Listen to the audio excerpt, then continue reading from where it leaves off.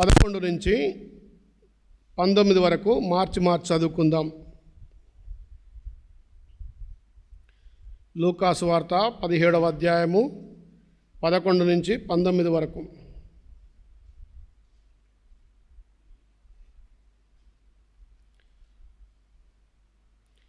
ఆయన యెరూషలేమునకు ప్రయాణమైపోవచ్చు సమరయ గలిలయ మధ్యన వెళ్ళుచుండెను.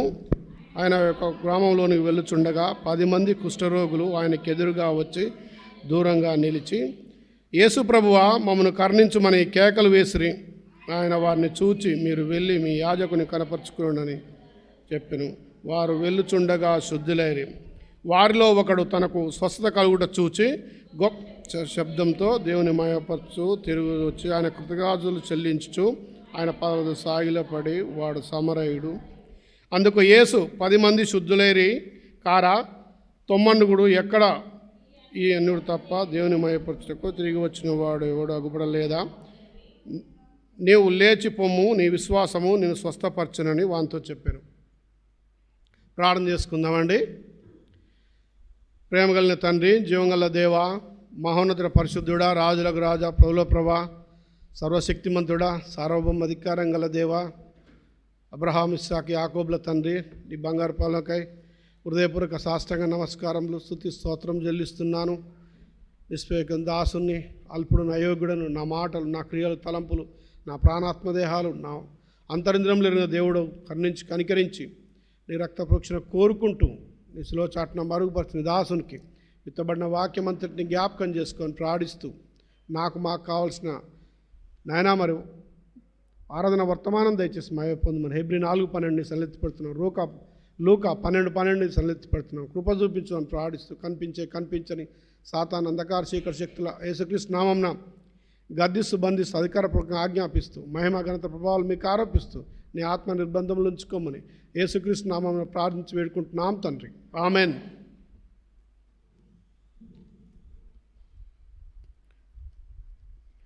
యోహాను సువార్తలో 4వ అధ్యాయము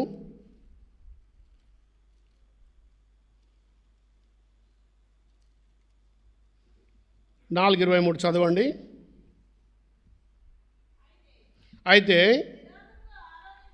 యథార్థముగా ఆరాధించువారు ఆత్మతోనూ సత్యంతోనూ తండ్రిని ఆరాధించు కాలం వచ్చున్నది, అది ఇప్పుడునూ వచ్చే ఉన్నది. తన్ను ఆరాధించువారు వట్టివారు కావాలనని తండ్రి కోరుచున్నాడు. దేవుడు ఆత్మ గనుక ఆయనను ఆరాధించువారు ఆత్మతోనూ సత్యంతోనూ ఆరాధింపవలను. ఈ వర్తమానము మనం ఈ మాటలు ఎప్పుడూ వింటున్నాము. ఎవరు ప్రసంగించినా మరి ఈ వాక్యము మనం ఎప్పుడూ వింటున్నాం. అయినప్పటికీ ఇది చాలా ప్రాముఖ్యమైనది. ఎందుకనగా అంటే మరి దేవుడు పరిశుద్ధుడు, సార్వభౌముడు, సర్వశక్తి గల దేవుడు, అద్భుతకరుడు, ఆలోచనకర్త. ఆయన ఎన్ని స్తుతించినా, ఎంతసేపు ఆరాధించినా, ఎంతసేపు మహిమపరిచినా, ఘనపరిచినా అవన్నీ ఆయన చేసిన త్యాగానికి, ఆయన చేసిన యాగానికి ఇవన్నీ దానంత సమానమైనవి కావు. ఎందుకంటే మన జీవితంలో ఏదైనా ఎవరైనా సహాయం చేస్తే పదే పదే మానవులం కనుక జ్ఞాపకం చేస్తూ ఉంటాం. మరి ప్రియమైన వారలారా, మరి ఈ దేవుణ్ణి మరి ఆయన కోరుతున్నాడు. దేవుడు ఆత్మ గనుక ఆయనను ఆరాధించేవారు ఆత్మతోనూ సత్యంతోనూ ఆరాధించాలంటున్నాడు. ఆత్మ కావాలి, సత్యం అంటే దేవుడు మన ఆత్మ అయ్యుండి యథార్థంగా ఆరాధించాలని ప్రభు కోరుతున్నాడు. మరి రెండోదిగా లూకాసు వార్త 17వ అధ్యాయంలో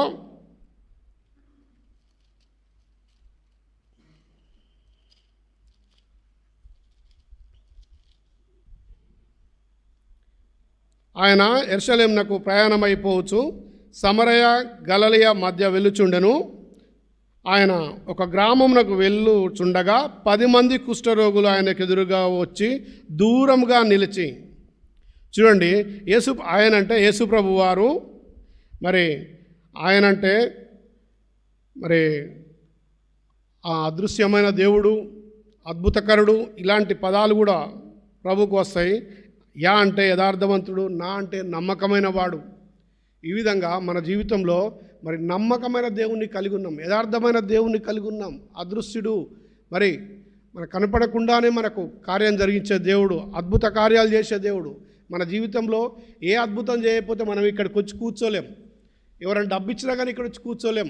నిజంగా చెప్తున్నా, మన జీవితంలో గొప్ప కార్యం జరిగింది కనుక, మన మనసు మార్చబడదు కనుక, మనలో శాంతి సమాధానము అది వివరించలేంది, వర్ణించలేంది కనుక మనం వచ్చి ఇక్కడ కూర్చొని దేవుని వాక్యం వింటున్నాం.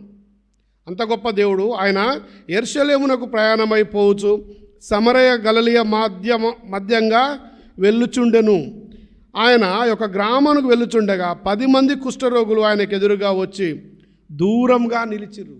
కుష్ఠరోగులు, జబ్బున్నోళ్ళు ఎవరైనా దగ్గుతుంటే కూడా చూడండి. ఈ మధ్యలో ఇంకెవరి గురించి ఎందుకు, ఈ మధ్యలో కరోనా వచ్చింది 2022 నుంచి. ఆ మధ్యలో ఇట్లా కరోనా కొన్ని సంవత్సరాల పాటు 2 సార్లు అట్లా వస్తూ వచ్చింది. ఎవరైనా దగ్గంగానే వెంటనే దూరం భయం. వాళ్ళు కరోనా ఉందో ఏమో, మామూలుగా దగ్గినా కానీ వాళ్ళ కరోనా ఉందో అన్న భయం. ఆ విధంగా మరి ఏదైనా జబ్బున్నోళ్ళు దూరంగా ఉంటారు. వాళ్ళు నల్గొండ కుష్ఠరోగుల దవాఖానా కూడా ఉంది, హాస్పిటల్ ఉంది అక్కడ. మరి అక్కడ నేను ఒకసారి మా ఊరు అతను ఒక ఆయన ఉంటే వెళ్ళి చూడడానికి వెళ్ళిన, దూరంగా ఉండి మాట్లాడుతుండు. ఆయన ముస్లిం అబ్బాయి. ఏమైందిరా నేను అంత దూరం ఉంటామంటే, బాబాయ్ నేను దూరంగా ఉండాలి, మాకు ఇక్కడ ఆర్డర్స్, వాళ్ళకి ఆజ్ఞ, అంత దూరంగా ఉండాలని ఆజ్ఞట. చూడండి మరి పాపం చూడాలని ఆశ కలిగి ఉండి వెళ్ళిన, అంత దూరం ఉన్నాడు. ఇది అంటువ్యాధి లాంటిదని ఆయన చెప్పుకొచ్చాడు. అంటే కొంతమంది అంటువ్యాధి కాదు అంటున్నారు, దాని గురించి నాకు వివరణ తెలియదు. అంటే జబ్బున్న వాళ్ళు దూరంగా ఉంటారు అన్నట్టు.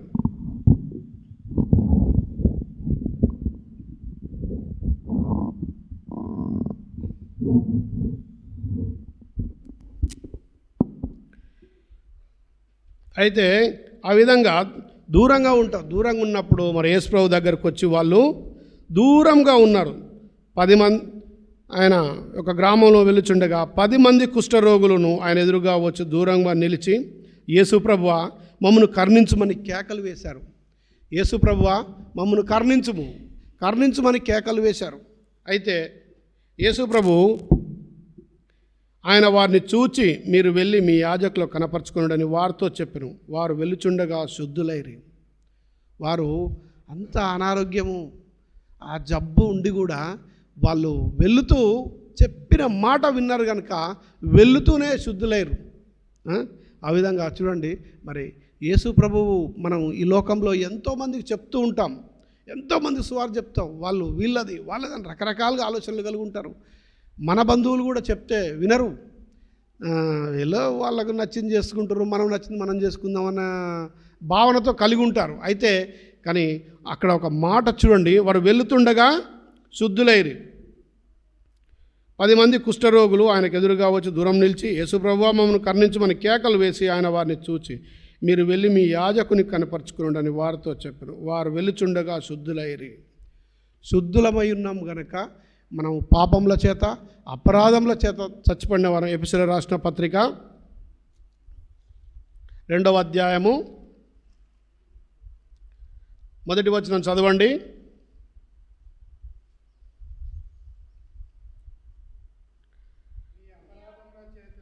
మీ అపరాధముల చేతను పాపముల చేతను మీరు చచ్చిన వారై ఉండగా ఆయన మిమ్మల్ని క్రీస్తుతో కూడా బ్రతికించను. పాపముల చేత, అపరాధముల చేత మనము చచ్చిన వారం. మన పాపాలు, ఇట్లా పాపాలు ఎందుకు వస్తాయి అంటే, మరి 2వ రాజుల గ్రంథంలో చూడండి,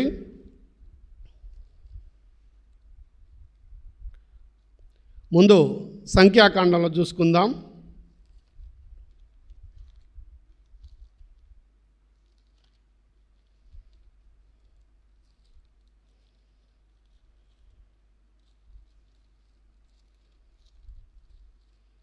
సంఖ్యాకాండం 12వ అధ్యాయము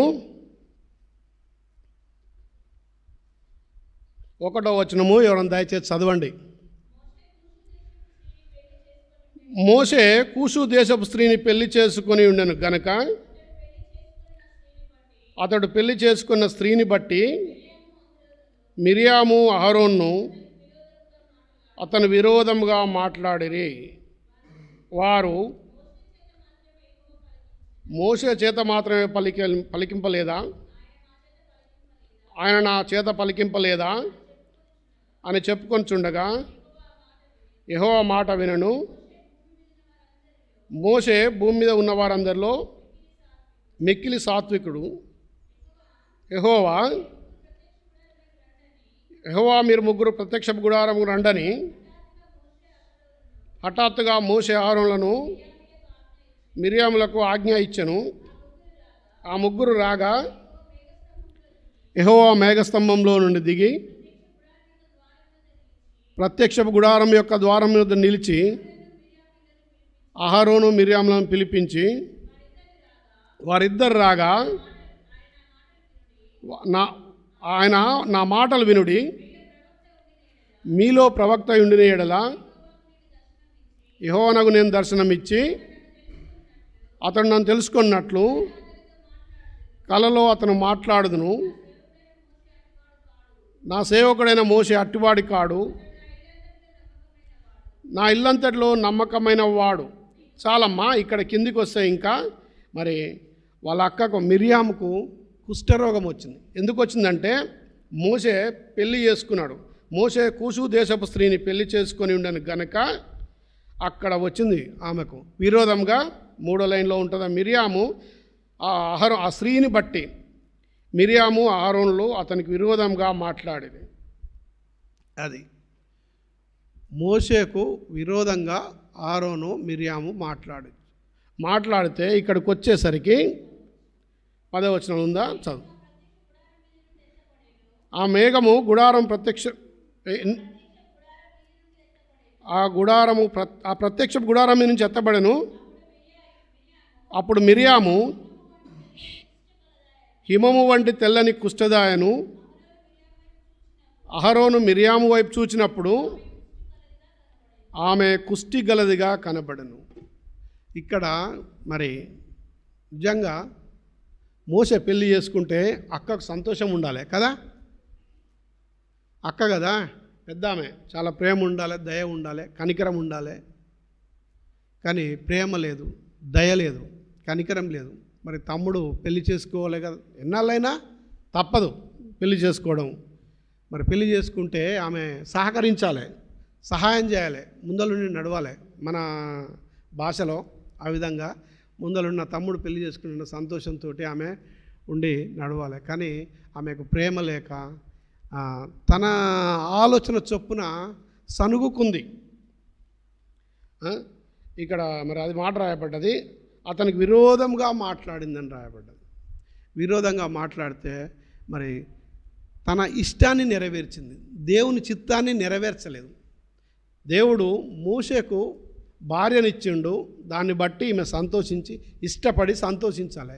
కానీ ఆమె తన ఇష్టాన్ని నెరవేర్చింది, దేవుని చిత్తాన్ని చూడలేదు. అందుకే ఆమెకు అక్రమము అక్కడి నుంచి తమ్ముని మీద అక్రమంగా మాట్లాడుతూ వచ్చింది. అయితే అక్రమము చేయకూడదు, అది క్రమం కాదు. క్రమం లేకపోతే అక్రమం అవుతుంది. అయితే మరి అక్రమము చేయువారులారా నేను నా యొద్ద నుండి మీరు తొలగిపోవడు అంటాడు.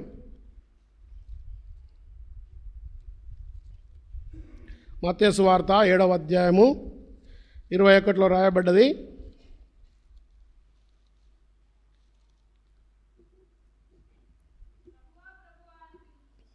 అమ్మ ఒక్క నిమిషం 7 ఇంకా పైనుంచి రండి. 21లో చదవండి.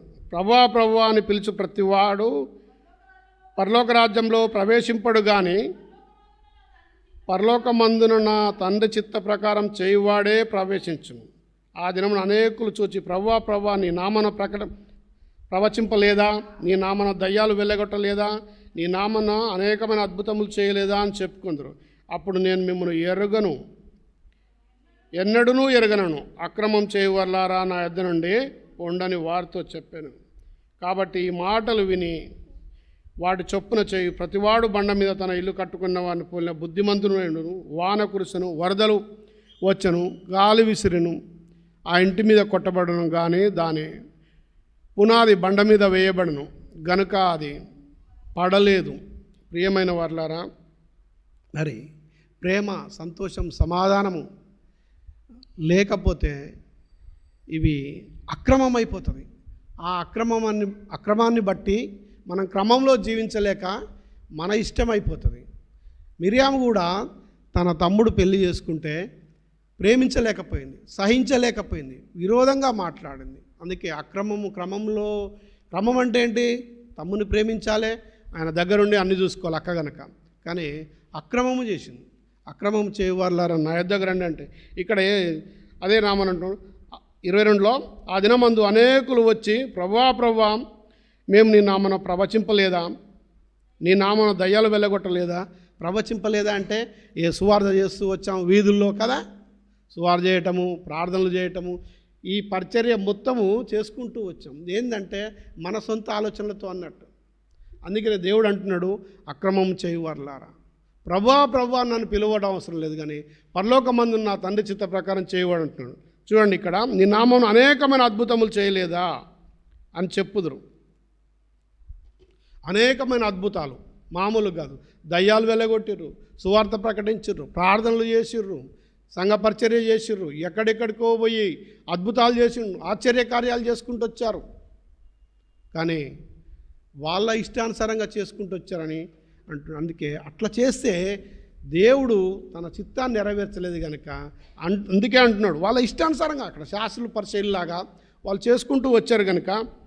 అయితే అద్భుతం చేయలేదా అని చెప్పుకుందరు. అప్పుడు నేను మిమ్మల్ని ఎన్నడూనూ ఎరగను, అక్రమము చేయవర్లారా నా యొద్ద నుండి పొండని వారితో చెప్పాను. నేను మిమ్మల్ని ఎన్నడూ ఎరగను అంటున్నాడు. ఈ రోజుల్లో మనుషులు కూడా చాలామంది, నన్ను కూడా కొంతమంది తెలిసిన వాళ్ళు కూడా నువ్వెవరో నాకు తెలియదంటారు చాలామంది. నాకు బాధేస్తుంది, నిజంగా చెప్తున్నా. నాకే ఇంత బాధ ఉంటే మరి యేసు ప్రభు దగ్గరికి వెళ్ళినాక మనం ప్రభువా అంటే నువ్వు కూడా నేను చెప్పినట్టు ఏం లేదు, ఎందుకో వేస్ట్ నాయన, వ్యర్థం. ఇక్కడ రికమెండేషన్ చేస్తాం, లేకపోతే ఇంకోళ్ళతో ఫోన్ చేయిస్తాం, లేకపోతే బతిలాడుకుంటాం. కానీ ప్రభు దగ్గర అవన్నీ ఏం నడవు, ఏమైనా సాగుతాయా? ఆయనే న్యాయాధిపతి, సర్వశక్తిమంతుడు. అందుకని ప్రభు చిత్తం చేయాలి, క్రమంలో నడవాలి. అందుకనే ఆయనను ఆత్మతోనూ సత్యంతోనూ ఆరాధించాలి. ఇంకొక ఆయన నడు నయమాను, 2వ రాజుల గ్రంథము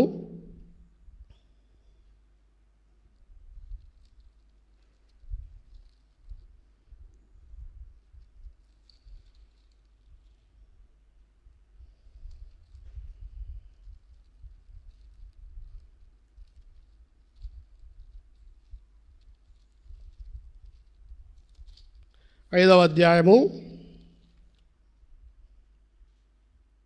1వ వచనం. సిరియా రాజు సైన్యాధిపతి అయిన నయమానను ఒకడుండెను, అతని చేత యెహోవాయే సిరియా దేశమునకు జయము కలుగజేసిండెను గనుక అతడు తన యజమాని దృష్టికి గనుడై దయ పొందినవాడాయను.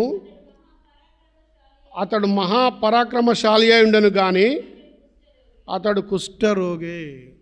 చూడండి, మరి సిరియా రాజు సైన్యాధిపతి అయిన నయమాను ఒకడుండెను, అతడు యెహోవాయే సిరియన్లను దేశమునకు జయము కలుగజేసి ఉండెను గనుక అతడు తన యజమాని దృష్టికి గనుడై దయ పొందినవాడాయను, పరాక్రమశాలైను. ఎన్ని పోస్టులు అండి, ఈ డిగ్రీలు చాలా ఉన్నాయి. దయ పొందినవాడైండు, పరాక్రమశాలి అయినడు, గనుడై ఉన్నాడు. ఇన్నున్నా కానీ కుష్ఠరోగం అనేది ఒకటి ఉంది. కుష్ఠరోగం నుంచి తప్పించుకోలేకపోయాడు. తన హృదయంలో గర్వించి ఉండవచ్చు, అతిశయించి ఉండొచ్చు, ఏదో ఒక పాపానికి లోబడి ఉండొచ్చు. ఆ పాపాన్ని బట్టి మిరియాము విరోధంగా మాట్లాడినట్టుగా ఈయన కూడా తన జీవితంలో ఏదో తనకున్న బలము ఘనతను బట్టి అతిశయించి ఉండొచ్చు, గర్వించవచ్చు, విరోధంగా దేవునికి పాపం చేసి ఉండొచ్చు. అందుకనే దేవుడు ఆయనకు అనుమతించాడు. కానీ ముందుకెళ్తే ఆయన కూడా ఆ విధంగా మరి వెళ్ళి శుద్ధుడయ్యాడు. ఆయన కూడా కోపం చేసిండు. కోపం చేసి మరి సముద్రంలో మునుగుపో అంటే నేను అంత దూరం నుంచి ఇంత దూరం ఇక్కడికి వచ్చి అక్కడ కూడా ఆయన గర్వం కనపడుతుంది. నేను నీళ్ళలో మునగడానికేనా? మరి అప్పుడు ఒక శిష్యుడు అంటాడు, అయ్యా మరి అక్కడికి వెళ్ళి ఆయన ఏదైనా కొంతమందికి విందు చేయమంటే చేయకపోదువా? ఇంకేదైనా కార్యం చేయమంటే చేయకపోదువా? వెళ్ళి మునగమన్నాడు కదా, ఇంత దూరం వచ్చినందుకని ఒక మాట చెప్తే వెళ్ళి మునుగుతాడు. వెంటనే పసిపిల్ల దేహంలాగా అయిందని రాయబడ్డది. ప్రియమైన వారలారా, మన జీవితంలో తను తాను తగ్గించుకుని వాడు హెచ్చింపబడును. ప్రభు చిత్తంలో ఆయన సంకల్పం చొప్పున నడవాలి. లేకపోతే మిరియాము వలె, నయోమాను వలె ఈ విధంగా మన జీవితంలో అన్నీ పోగొట్టుకొని మరి ప్రభువా అంటే ఏం వ్యర్థం అవన్నీ. అది ఎవరికైనా సరే బయట జనులకైనా లోపల చర్చిలో ఉన్నాక వాళ్ళకైనా ఎవరికైనా అత్యయము వాళ్ళ అత్యయాన్ని అక్రమాన్ని బట్టి దేవునికి లోబడక దేవుని చిత్తాన్ని కనుగొనక ఇష్టానుసారంగా జీవించరు. మనం చాలామంది చెప్తుంటాం, అయ్యా దారిలో వెళ్ళకయ్యా, ఆ దారిలో వెళ్ళకయ్యా అంటే నాకు తెలుసు అది మా ఊరిదే అని చెప్తారు. నాకు తెలుసు, అరే ఆడ అది ఉంది ఈడ ఉందంటే ఏం వినం. చాలామంది ఆడ స్పీడ్ బ్రేకర్లు ఉన్నాయి, ఈడ రోడ్డు బాగలేదంటే వినరు, వెళ్తూనే ఉంటారు. వినకుండా ఎందుకు చెప్పారు వీళ్ళు అనే ఆలోచన కూడా ఉండదు వాళ్ళకు. ఆ విధంగా తొందరపాట్లో పోయి ఎన్నో ప్రమాదాలకు గురి అవుతూ ఉంటారు. ప్రియమైన వారలారా, అలాంటి వారిలాగా ఉండకూడదని ప్రభు కోరుతున్నాడు. అందుకనే అక్రమం చేయు వారలారా, మరి 17వ లూకా 17లో ప్రభు చెప్పిన మాటలు వింటూ మరి అక్రమం చేయవారులారా మీరు ఎవరో నేను ఎరగను అని అన్నాడు. అందుకనే మరి ఆ కుష్ఠరోగి వచ్చి 17:16లో గొప్ప శబ్దంతో, లూకాసు వార్త 17వ అధ్యాయము 16వ వచనంలో గొప్ప శబ్దంతో దేవుని మహిమపరచుతూ తిరిగి వచ్చి ఆయన కృతజ్ఞతలు చెల్లించుచు ఆయన పాదముల యొద్ద సాగిలపడెను. వాడు సమరయుడు. మనం ఇక్కడ దేవుణ్ణి ఆత్మతోనూ సత్యంతోనూ ఆరాధించాలని వచ్చిన వారం ఆ సమరయుడు వచ్చి యేసు పాదముల యొద్ద సాగిలపడ్డాడు. పాదముల యొద్ద గొప్ప శబ్దంతో చేస్తూ, గొప్ప శబ్దంతో దేవుని మహిమపరుస్తూ తిరిగి వచ్చి ఆయన కృతజ్ఞతాస్తుతులు చెల్లించుచు ఆయన పాదముల యొద్ద పడెను. వాడు సమరయుడు. ఎంతోమంది స్వస్థత కలగండు, ఎంతోమందికి ఆరోగ్యం వచ్చింది, వాళ్ళు అనుకున్నాయని జరిగినాయి. అటైపోయారు, ఇటు రాలే. ఆ 9 మంది ఉద్యోగాలు వచ్చినాయి, వివాహాలైనాయి. చాలామంది, నేను 25 సంవత్సరాల నుంచి చూస్తున్నా ఈ మందిరం సరిపోకపో, అందరూ వస్తే కొంతమంది మేము ఉన్నాం, ప్రభు స్తోత్రం. కానీ ప్రియమైన వారలారా, ఎంతోమంది, ఆ 9 మంది అటుపోయారు, ఒక్కడే ఇటు వచ్చి గొప్ప శబ్దంతో దేవుని మహిమపరుస్తూ వచ్చాడు. వాడు ఇలా తెలుసా, గొప్ప శబ్దం అట. ఆ గొప్ప శబ్దం యెషయా గ్రంథంలో ఒక మాట ఉంటుంది, 6వ అధ్యాయం అనుకుంటా,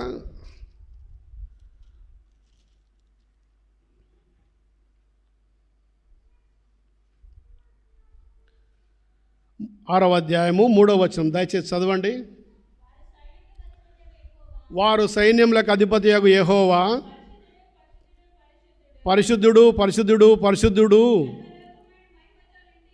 సర్వలోకము ఆయన మహిమతో నిండి ఉన్నదని గొప్ప స్వరముతో గాన ప్రతిగానములు చుండిరి. వారి కంఠ స్వరము వలన గడప కమ్ముల పునాదులు కదులుచు మందిరము ధూపం చేత నిండగా.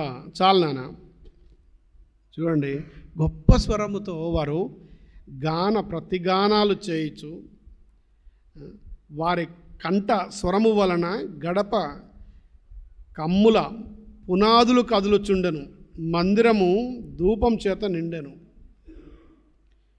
మనం ఆరాధన చేస్తే పక్కులకి వినపడదు. దయచేసి క్షమించండి, బ్రదర్స్ అయినా సిస్టర్స్ అయినా. దయచేసి క్షమించండి. మనకు దేవుడు పెద్ద స్వరం ఇచ్చాడు. మన వాయిస్ ఎట్లుంటుంది? దాదాపు పొలముల దగ్గర ఇట్లా అరిస్తే ఒక 100 మీటర్ల దూరం వెళ్ళిపోద్ది. మనం 10 ఫీట్ల లోపలనే ఉన్నాం, 20 ఫీట్ల 50 ఫీట్ల లోపల ఉన్నాం. ఇక్కడ చేస్తే అక్కడ వినపడదు, అక్కడ చేస్తే ఇక్కడ వినపడదు. దయచేసి ఏమనుకోకండి. మనం సృష్టించిన సృష్టికర్తని, మనల్ని నిర్మించిన నిర్మాణకుడు, మన కొరకు ప్రాణం పెట్టిన దేవుడు యేసుప్రభు వారు. ఆయనని ఆరాధించేటప్పుడు అక్కడ గడప కమ్ముల పునాదులు అదిరినాయట. ఏమని తెలుసా? పరిశుద్ధుడు పరిశుద్ధుడు పరిశుద్ధుడు అని. మనం ఎప్పుడైనా ఇంట్లో కుక్క వచ్చినా, ఇంకేమైనా కోతులు వచ్చినా ఎంత గట్టిగా అరుస్తాం? అది మామూలుగా పోవడం కాదు, గోడ మీకెళ్ళి ఎగిరి అవతలబడాలా. ఆ వాయిస్కి, ఆ శబ్దానికి భయపడి అట్టెగిరిపోద్ది. కానీ ఇక్కడ ఆరాధన చేయటం అనేది, ప్రార్థన చేయటం అనేది వినపడదు. గట్టిగా చేయండి, బిగ్గరగా చేయండి, స్పష్టంగా చేయండి, దేవుని మహిమపరచండి. దేవుణ్ణి మహిమపరచకపోతే దేవుడికి సంతోషం రాదు. దేవుణ్ణి ఘనపరచాలి. ఆయనకు చాలా పేర్లు ఉన్నాయి బైబిల్లో. ఆయనకు పేతురు రాసిన పత్రిక అనుకుంటా, చూడండి.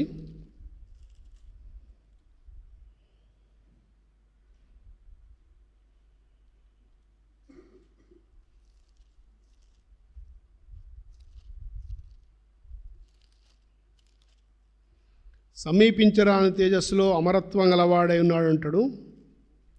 ఎవరైనా తెలిస్తే దయచేసి తీసి తిమోతి రాసిన పత్రిక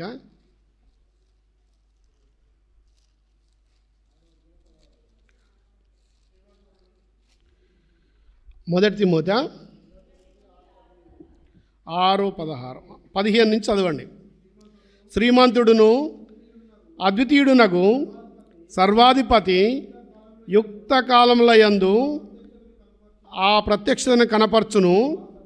ఆ సర్వాధిపతి రాజులకు రాజును ప్రభువులకు ప్రభువునైనాడు. సమీపించరాని తేజస్సులో ఆయన మాత్రమే వసించుచు అమరత్వం గలవాడైనాడు. మనుషులలో ఎవడును ఆయనను చూడలేదు, ఎవడును చూడనేరడు. ఆయనకు ఘనతయు శాశ్వతమైన ప్రభావమును కలియుండునుగాక. ఆమేన్. చూడండి, ఆయన ఎంత గొప్ప దేవుడు. శ్రీమంతుడు. ధనవంతుడు అంటే ఏంటి తెలుసా? నాకు ఒక దైవజనుడు వాక్యం విన్నాను. ధనవంతుడు అంటే ధనమున్నోళ్ళే ధనవంతులట. పిల్లలు, ఇంకా భూమి అన్నీ కలిసి వచ్చినవాడు శ్రీమంతుడట. శ్రీమంతుడు అంటే దానికి అర్థం అదంట, అన్నీ ఉన్నాయన శ్రీమంతుడు. ఆ శ్రీమంతుడును అద్వితీయుడు నాకు సర్వాధిపతి యుక్త కాలములందు ఆ ప్రత్యక్షను కనపరచును. ఆ సర్వాధిపతి రాజులకు రాజు ప్రభువులకు ప్రభువునై ఉన్నాడు. ఈ ప్రపంచంలో ఉన్న దేశాలలో ఉన్న రాజులు, ప్రెసిడెంట్ ఆఫ్ ఇండియా అంటే మన రాష్ట్రపతి, ఈ విధంగా దేశానికి అధ్యక్షులు, ఆయా దేశాలలో ఉన్న అధ్యక్షులకు ఆయన, ఆ ప్రధానుడు, రాజులకు వాళ్ళంతా ఇక ఒక బైబిల్ భాషలో చెప్పాలంటే వాళ్ళు రాజులు అన్నట్టు. మన భాషలో మనం ప్రెసిడెంట్ అంటాము, రాష్ట్రపతి అంటాము, ఆయా దేశాల్లో అధ్యక్షుడు అంటారు, రకరకాలుగా పిలుస్తుంటారు. అయితే ఆ రాజులకే రాజు ప్రభువులకు ప్రభువునై ఉన్నాడు. సమీపించరాని తేజస్సులో ఆయన మాత్రమే వసించును. అమరత్వం గలవాడే అంటే మరణం లేనివాడైండి. మనుషులలో ఎవడును ఆయన చూడలేదు, ఎవడును చూడనేరడు. ఆయన ఘనతయు శాశ్వతమైన ప్రభావం కలిగి ఉండునుగాక. ఆమెన్. చూడండి, మనము ఆరాధించేది, ఘనపరిచేది, మహిమపరిచేది ఇక్కడికి ఎందుకు వచ్చామంటే అంత గొప్ప దేవుణ్ణి ఆరాధిస్తాం. మనం ఒక చిన్న మీటింగ్, ఒక ఎంపీనో ఎమ్మెల్యేకో, ఒక పార్టీ అధ్యక్షుడు, ఒక మినిస్టర్, ఇంకా లేకపోతే ఈ లోకంలో ఉన్న ఐఏఎస్ ఐపీఎస్ అధికారులు ఎవరో ఒకరు మీటింగ్ పెట్టి ఒక పిలిచి చెప్పిర్రు అనుకోండి, కొన్ని మాటలు చెప్తాం మీ ఆరోగ్యం గురించి, లేకపోతే మీ భవిష్యత్తు గురించి, లేకపోతే మీ యొక్క సంసారం గురించి, కుటుంబం గురించి, ఇట్లా లేకపోతే ఇంకా మీ భవిష్యత్తు, స్టడీ, ఫ్యూచర్ ఏదన్నా చెప్తాము రండి అంటే అక్కడ పోయి సైలెంట్గా ఉంటాం, వింటాం, వస్తాం కదా. అంతకంటే ఆ అధికారుల కంటే అధికారిన మన జీవితంలో మొట్టమొదటిగా ఆయనకు ప్రాధాన్యత ఇవ్వాలి. అందుకనే లేవగానే, పొద్దున్నే లేవగానే ఆయన స్తుతించి ఘనపరిచి మయపరిచి, రాత్రికాలమై ప్రభా చక్కటి నిద్ర ఇచ్చి ఉదయకాలం మేలుకును. ఆ రాత్రి పడుకున్న వాళ్ళు పడుకున్నట్టే చనిపోతున్నారు కొంతమంది. మనమైతే ఏది లేకుండా మనకేమైనా భయం ఉంటుందా? పోతే పరలోకం, దేవుని దగ్గర పోతాం, నా తండ్రి దగ్గర పోతాను నిరీక్షణ, ధైర్యం ఉంటుంది, ఆనందం ఉంటుంది, పోతే పోయినలే అనిపిస్తుంది. కానీ ఆ దేవుడి దగ్గర ఎంత ధైర్యం అంటే, దూతలు కాపుదల ఉంటాడు, ఉదయం లేపుతాడు, దేవుని స్తుతించడం ఘనపరచడం. మరి అదే రీతిగా అట్లాంటి గొప్ప దేవుడు మన దేవుడు. మత్తయి సువార్త 8వ అధ్యాయము చివరిగా చూసుకుందాము. మత్తయి సువార్త 8వ అధ్యాయము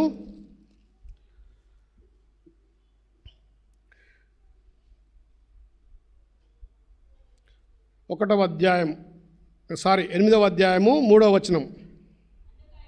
అందుకు ఆయన చేయి చాపి వాణ్ణి ముట్టి, నాకిష్టమే, నువ్వు శుద్ధుడవు కమ్మని చెప్పగా తక్షణమే వాని కుష్ఠరోగం శుద్ధి ఆయను. ప్రియమైన వారలారా, దేవునికి ఇష్టమైంది ఆ కుష్ఠరోగం ఉన్న వాళ్ళందరినీ.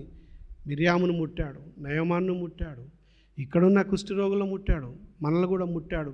మన పాపరోగం తొలగించాడు. మనం ప్రభునందు ఆనందభరితులమై సంతోషంతో ఆనందంతో ప్రభుని ఆరాధించాలని ఆయన కోరిక. అందుకే దేవుడు ఆత్మ గనుక ఆయనను ఆరాధించేవారు ఆత్మతోనూ సత్యంతోనూ ఆరాధింపవలెను. పాపపు కోష్ఠితో పడి చెడిన ఈ పాపిని కరుణించితివి, పాపపు కోష్ఠితో పడి చెడిన ఈ పాపిని కరుణించితివి, నా పాపపుడాగులు కడిగి పరిశుద్ధుని చేసిన విభుడా, నా పాపపుడాగులు కడిగి పరిశోధుని చేసిన పావనుడా మా ప్రభువా, నీ రక్షణకై స్తోత్రములు, నీ రక్షణకై స్తోత్రములు.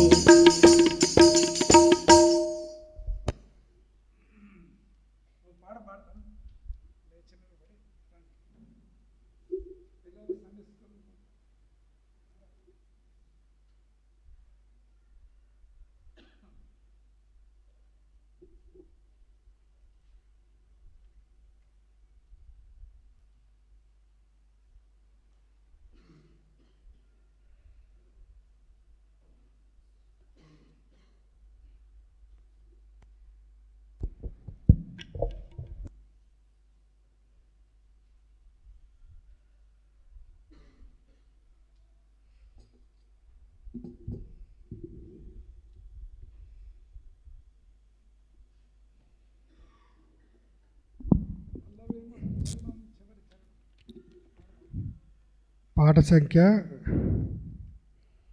86. పాత పాటల పుస్తకం అయితే పాట సంఖ్య 84. పల్లవి మొదటి చరణం, చివరి 5వ చరణం పాడుకుందాం. యేసు పరిశుద్ధ నామమునకు ఎప్పుడు అధిక స్తోత్రమే, యేసు పరిశుద్ధ నామమునకు ఎప్పుడు అధిక స్తోత్రమే. ఇహ పరమున మేలైన నామము, శక్తి కలిగినట్టి నామమిది. ఇహ పరమున మేలైన నామమిది పరిశుద్ధులు స్తుతించు నామమిది పరిశుద్ధులు స్తుతించు నామమిది యేసు పరిశుద్ధ నామము నాకు ఎప్పుడు అధిక స్తోత్రమే యేసు పరిశుద్ధ నామము నాకు ఎప్పుడు అధిక స్తోత్రమే శోధన గాదర కష్ట సమయాన ఓదార్చినాడు పునామమిది శోధన గాదర కష్ట సమయాన ఓదార్చినాడు పునామమిది ఆటంకము తీసివేయు నామమిది ఆటంకము తీసివేయు నామమిది యేసు పరిశుద్ధ నామము నాకు ఎప్పుడు అధిక స్తోత్రమే యేసు పరిశుద్ధ నామము నాకు ఎప్పుడు అధిక స్తోత్రమే